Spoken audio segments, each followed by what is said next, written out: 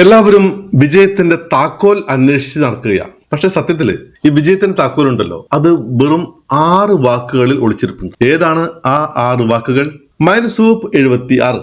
ആ 6 വാക്കുകൾ മറ്റൊന്നുമല്ല, ഏൾ നൈറ്റിംഗേൽ അദ്ദേഹത്തിന്റെ പ്രശസ്തമായ ഓഡിയോ റെക്കോർഡിൽ പറയുന്ന 6 വാക്കുകൾ ഇതാണ്.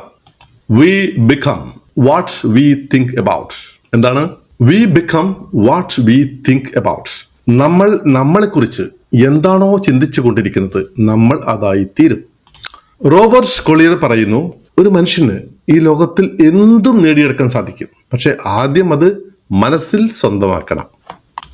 ഹെൻറി ഫോർഡിന്റെ പ്രശസ്തമായ മറ്റൊരു വാചകമുണ്ട്.